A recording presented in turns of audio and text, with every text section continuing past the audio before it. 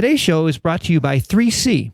Comprehensive Cannabis Consulting helps clients design, build, and optimize their cannabis business from initial assessment and planning through operationalization and ongoing management. To learn more about how their services are tailored to meet the unique goals and objectives of each of their clients, go to 3ccannabis.com. And for a limited time, 3C is giving all MJBulls listeners an additional 10% off their fees just for mentioning that you heard it on the show.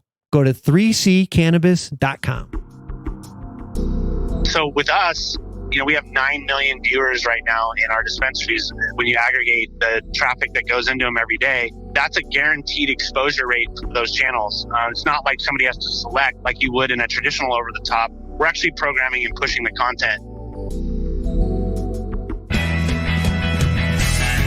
From Bumming It Media, it's the MJBulls Podcast, a show about raising cannabis capital. I'm Dan Humiston, and on today's show, how YouTube's decision to remove cannabis shows created an opportunity for this company to host and distribute their content.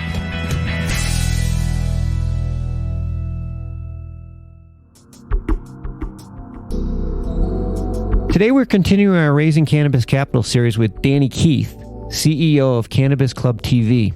Danny, thanks for being on the MJBulls Podcast. Man, thank you so much. I really appreciate the opportunity. Well, I was really excited when you reached out to me because I listened to you a few months ago on another podcast, Casually Baked. And I'm like, good old Joanna. You guys killed it on that show. But I was thinking to myself, this guy is so ahead of the curve right now. I got to talk to him. And then no, I appreciate that. We saw your guys' stuff and we felt like we had a story to tell and, that's what we want to do. Well, let's jump right into it. Cannabis Club TV, really cool idea. Tell our listeners about it. Bring us up to speed a little bit about what you're doing. Absolutely. Just like any other over-the-top play, we're a cannabis-centric television network. We broadcast a little over 50 different channels of content into 14 different states and almost 200 locations, with the main device being to help educate the consumer, to help build brands, and to help lift sales for the dispensaries, all while packaging cannabis-related content for the customers to enjoy. Yeah. You're in dispensaries in like 14 states. How does that work? Is it like a closed circuit TV or network that goes into each one of these dispensaries? Well, just not unlike a Fire Stick or Roku, we have a device that we ship out to the location. And once that device is connected to the internet, then we control that via a desktop application that allows us to monitor and manage our health and network. So the real big kicker is that it's no cost to the location. And on top of that, we manage everything. So the device turns on when the dispensary opens. It turns off when they close. We program all the content for them. We've built in a remote control into the cell phone so that they can control their channel choice if they so desire, or we'll launch to our newest channels as we get evergreen content. It's really meant to help monetize or help activate the walls while these people are standing, which a lot of them are kind of curious and don't have exposure to your high times or your other mechanisms by which they would learn more about the cannabis space. So we're talking to a group of people that are somewhat undereducated around cannabis and how they can consume. And yeah, it's a real easy network for us to set up and run. So you provide the television to go right in the dispensaries and all the mechanical and all the hookup and everything is taken care of. They don't have to do anything. Just like your Comcast or Time Warner, we come out, we set an installation date. There's a little process. We customize every location to their branding. So every broadcast inside of a dispensary is branded with the dispensary's logoing and everything else. And then we set the install, we do the install. And then from that point on, as long as they don't turn off the device, we manage everything for them. And we've had some great testimonials of people as far as like how it's helped them to sell brands, break new brands. Look, we're in a space right now where the kings and queens of brands have not been created. So we get the rare opportunity to help do that. Yeah. Well, I just saw 51 channels. 51 channels. How do you manage to get the content to fill up 51 channels? Well, we are in an alternative space. So there's not a lot of mechanisms or delivery opportunities for this content so that they can monetize. YouTube most recently did a big scrape about 8 months ago where they kicked off a bunch of cannabis related content. A lot of those people weren't making money off YouTube, but they were making money off the exposure that YouTube provided via inline marketing, product promotions, brought to you buys, bumpers, however you want to claim it. So with us, we have 9 million viewers right now in our dispensaries. When you aggregate the traffic that goes into them every day, that's a guaranteed exposure rate for those channels. It's not like somebody has to select like you would in a traditional over the top. we're actually programming and pushing the content. This allowed a lot of these cannabis content manufacturers the opportunity to leg over and not lose their exposure that they were getting through a YouTube or a Vimeo or other areas. And when you really look at it, there's not a lot of areas that you can upload and manage content and create your own network, if you will. And so when YouTube started regulating that, the people came to us. So we do Civilized, Mary Jane, Super Deluxe, Dank City. So we got some pretty heavy hitters, Canna Cribs. Oh, I'd say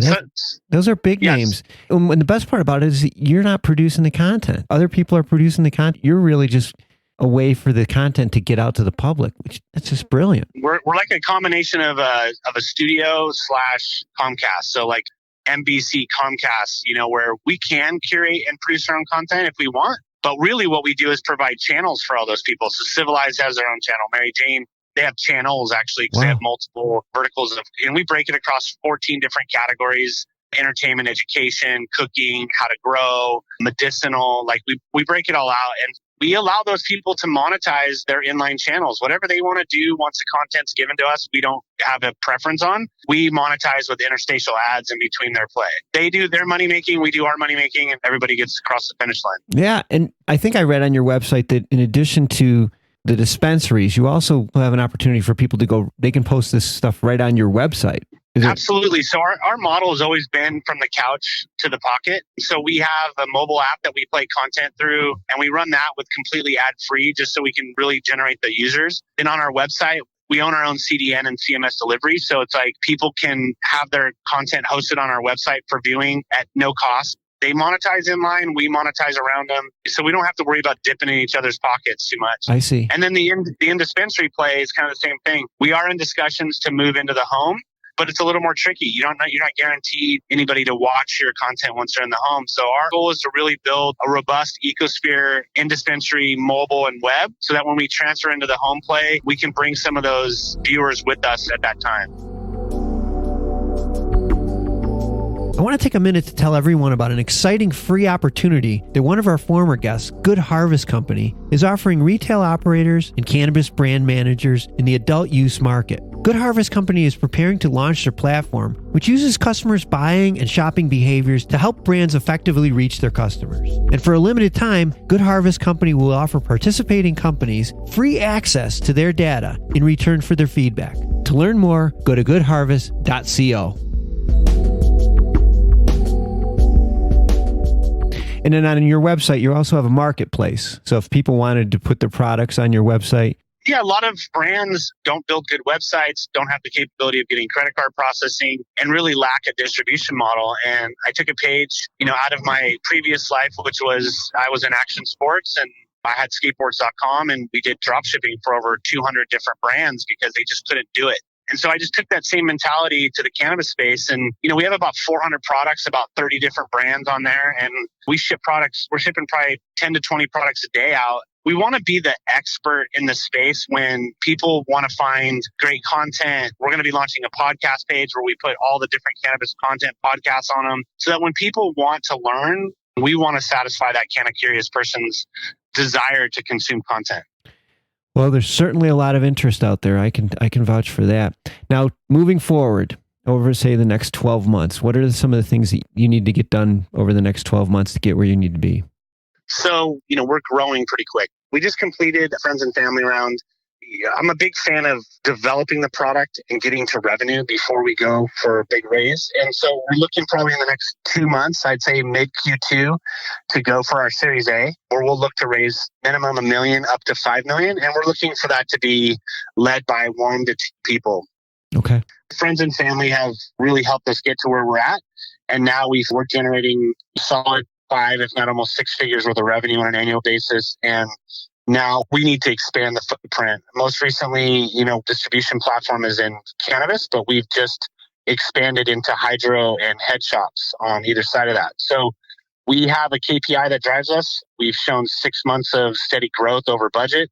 And, what we're going to do for the next 2 months is tighten up our belts, get everything in line, and then we'll start going to pitch for our Series A.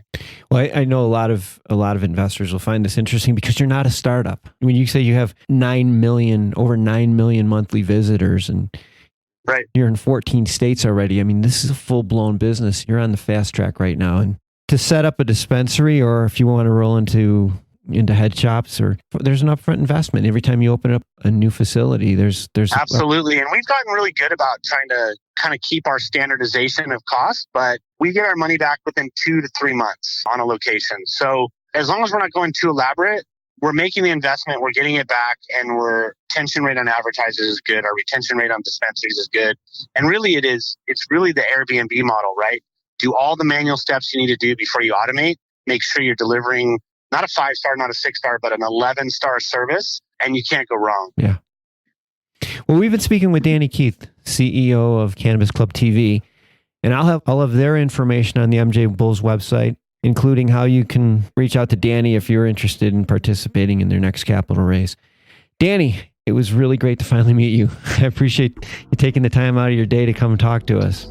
Absolutely, man. You know what? I don't think this is the last time we're going to be talking. So I hope you have a great weekend.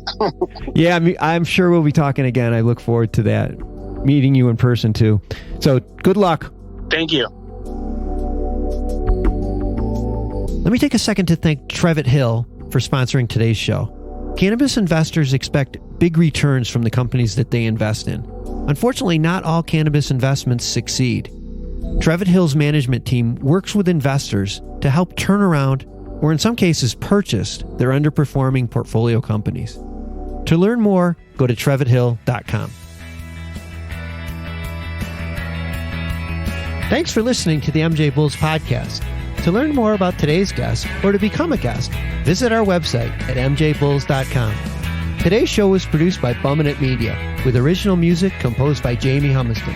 I'm Dan Humiston, and you've been listening to the MJBulls podcast.